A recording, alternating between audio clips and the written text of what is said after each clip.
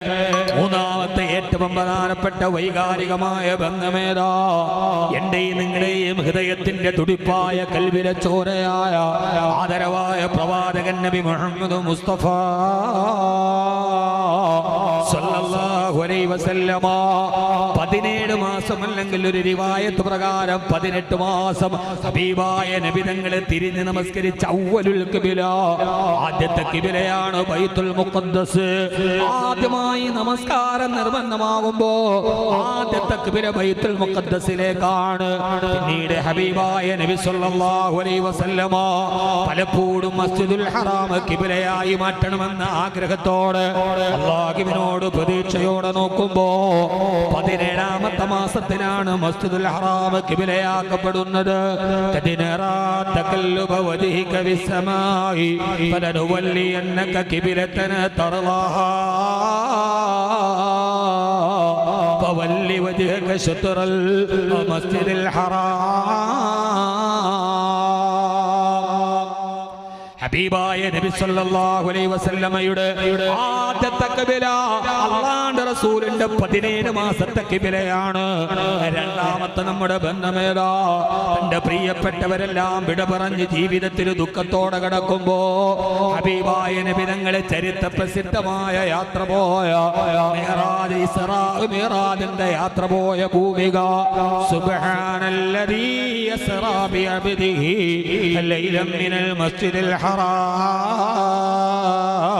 إلى المسجد الأقصى الذي باركنا حوله لنريه من آياتنا إنه هو السميع البصير. ശ്രദ്ധിച്ച് കേൾക്കണേ, ഇതിലൂടെയാണ് നാം അതിന്റെ മോചനത്തിന്റെ അവസാന നാളുകളിലോട്ട് കടന്നു പോവുക.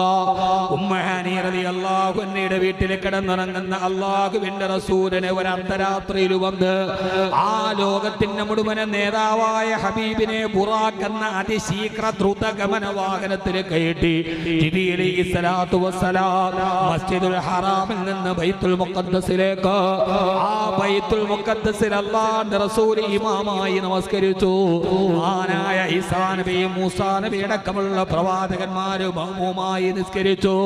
അല്ലാഹുവിന്റെ റസൂൽ ഇമാമത്ത് നിന്ന പള്ളിയാണ് ബൈത്തുൽ മുഖദ്ദസ്. എന്റെ ഹബീബ് മസ്ജിദുൻ നബവി പോലെ, മസ്ജിദുൽ ഹറാം പോലെ എന്റെയും നിങ്ങളുടെയും ഹബീബ് ഇമാമായി നിന്ന് നിസ്കരിച്ച പള്ളിയാ ബൈത്തുൽ മുഖദ്ദസ്. ആ പ്രവാചകന്റെ പുറകിലെ മഅ്മൂമീങ്ങളാരാ? മൂസാ നബിയും ഈസാ നബിയും അടക്കമുള്ള പ്രവാചകന്മാരാണ്. എന്തിനാണ് അല്ലാഹു അങ്ങനെ നിസ്കരിപ്പിച്ചതെന്നറിയോ? ഏരിയൽ ഷറോണിനോട്, ബെഞ്ചമിൻ നെതന്യാഹുവിനോട്, അവർക്കെല്ലാം ഓശാന പാടുന്ന ശൃഗാല ബുദ്ധിയുള്ള ഡൊണാൾഡ് ട്രംപിനോട്, യൂറോപ്യൻ രാഷ്ട്രങ്ങളിലോട് ആ മിഅ്റാജിന്റെ യാത്രയിൽ ഞങ്ങളുടെ ഹബീബ് ഇമാമായി നിസ്കരിച്ചത്. പുറകിലും മൂസാ നബിയുണ്ട്, ഈസാ നബിയുണ്ട്. ലോകാവസാനം വരുമ്പോ ഈസാ നബിയെക്കാളും, ഈസാ നബിയുടെ അനുയായിയേക്കാൾ, മൂസാ നബിയുടെ അനുയായികളെക്കാൾ, ജൂദായിസത്തെയും ക്രിസ്ത്യാനിസത്തെക്കാളും ഇസ്ലാം ലോകത്ത് മുമ്പിലോട്ട് നടന്നു പോകുമെന്ന് ലോകത്തോട് പറഞ്ഞതാണ്. ഹബീബായ നബി തങ്ങളെ മുമ്പിൽ നിർത്തിയിട്ട് എല്ലാത്തിനും മേലെ ആരൊക്കെ അടക്കാൻ ശ്രമിച്ചാലും ആരൊക്കെ തിരുത്താൻ ശ്രമിച്ചാലും ആയിരക്കണക്കിന് മനുഷ്യരെ കൊന്നൊടുക്കിയാലും ഇറാഖിനെ പിടിച്ചടക്കി, അഫ്ഗാനിനെ പിടിച്ചടക്കി, അങ്ങനെ ബോസ്നിയയും ചെച്ചിനെയും പിടിച്ചടക്കി.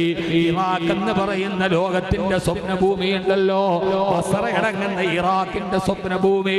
മഹാനായ ജുനൈദുൽ ബഗ്ദാദിയുടെ, ശൈഖ് മുഹിയുദ്ദീൻ അബ്ദുൽ ഖാദിറുൽ ജീലാനിയുടെ, നൂഹ് നബിയുടെ കപ്പലടിഞ്ഞ തീരം, സാലിഹ് നബിയുടെ ഒട്ടകം വെള്ളം കുടിച്ച തടാകം, ഇങ്ങനെ ഇസ്ലാമിക നാഗരികതയുടെ ശേഷിപ്പുകൾ നിലനിൽക്കുന്ന ആ ഇറാഖിനെ പിടിച്ചടക്കിയത് ഇസ്ലാമിന്റെ ചരിത്രത്തെ തുടച്ചു നീക്കാമെന്ന വ്യാമോഹത്തിലൂടെയാണെങ്കിൽ കടിയില്ലടാ, കടിയില്ലടാ. എല്ലാ രാത്രിയും അവസാനിക്കില്ല. ഈ പലസ്തീനിലെ 60,000-ഓളം വരുന്ന കുഞ്ഞുങ്ങളെയും വൃദ്ധന്മാരെയും കൊന്നൊടുക്കിയിട്ട് ഖുദ്സിനെ തകർക്കാമെന്ന് നിങ്ങൾ കരുതിയാൽ ഇരുട്ടിന്റെ കരിമ്പടം മാറില്ലെന്ന് കരുതരുത്, വെളിച്ചമുദിക്കുമെന്ന് കറിയാതിരിക്കരുത്. വിശുദ്ധമായ ഖുർആൻ നമ്മോട് പറഞ്ഞ മനോഹരമായ ഒരു ആയത്തുണ്ട്. ഫലാ ഉഖ്സിമു ബിൽ ഖുന്നസ് ജവാരിൽ കുന്നസ്.